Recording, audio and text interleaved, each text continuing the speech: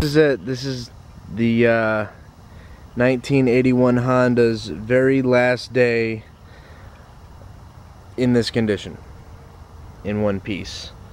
I'm about to upgrade it to the 82, so this one's going to be turning into parts for the 82. So I'm just going to go ahead and go around the car and show everything off. Show what it looks like under the hood and everything. That goes to the distributor cap. That's the distributor cap there with the distributor cables coming out of it that go to the spark plugs. And this is the air filter that goes over the carburetor. Necessary for function, obviously. This is the air hose, which has a hole there and is duct taped the rest of the way up there. Oh, and also, until today, I didn't really know that this was actually a California model. And it had these air hose thingies here. There was an interruption. Anyway, what I was saying earlier was the California model has these hoses things that go over here.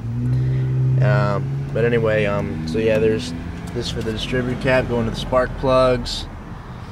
And also, I should note, I have a special operations for the fan. Over here is red and blue wire. That's the positive and that's the negative. This operates the fan. And it only turns on when I turn the ignition on. I've already showed you the air filter. There's the battery. It's just a cheap $40 battery. Radiator, of course. Here you go. The alternator, which appears to be in pretty good condition still. The belts are good on them since I just had them changed not long after getting the car, probably about May-ish. Oh yeah, I disengage the power brakes because power brakes are worthless and cause accidents. Because of this, my brakes have only locked up one time, and that's because I wanted them to. I mean, I really slammed on that pedal hard. Anyway, it goes to that. Yeah, that right there. That's the brake booster. You plug that in, you have power brakes. You unplug it, you don't. So that's how I like it. Okay, now that you've seen the outside, or now that you've seen the engine, let's show you the rest of the body. Alright. Now, as you can see, I don't have to hit some kind of switch in the car to open the hood. But if I'm going on the highway, I do have to buckle this down. Doesn't look like much, but that right there keeps it from flying up at about 60 miles an hour. Alright. On the front, as you can see, the bumper is all bent up, and it's missing the fake chrome stuff right there. But, yeah. So it's always been like that. It was like that when I got it. Now I did spray paint the car. Originally it was a lighter shade of blue, as you can see right there. That's not just glare, that is the original color. I spray painted it blue like crazy. It took me about 3 hours and $40. But I did it myself. I'm very proud of it. Here we have my wheels with relatively new tread on it. Once again, I got these tires not soon after I got the car, since the tires that came on it were shitty. The actual tires and the actual rims you can't see because I spray painted them black, but there's some rust on them. But you know, speaking of rust, this body is very rusted. Everywhere where you see some kind of abnormality in the paint job, that's because it's rust or non-existent, like right there. That's just a hole. Originally it had all kinds of little rubber body panels like this that I just ripped off. That dent, that's been there. Once again, I spray painted these. This has rust on it underneath. The rim does. I mean, you might even be able to see how bumpy it is right there. That's rust. Yeah, everything on this car has got rust on it, especially these quarter panels here. They are all rusted out. Now, the worst one is on the other side of it. The fuel door does not lock. Opens straight up. There's the gas tank. There's the blinker. Nothing special about that. Don't know why I'm showing it to you. And here is the door. Now, it only has this one mirror here, because back in the early 80s and late 70s and shit, mirrors, you didn't have two of them, you just had one.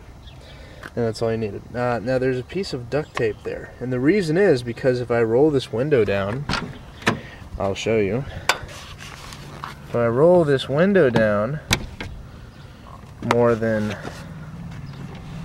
about that much, it'll drop. And I need some way to get the window back up. And it got off track actually just a few days ago when we had this big snowstorm. There's the remnants of it. And the reason I had to keep rolling it down was because the door wouldn't open from the inside. So I fixed that with this right here.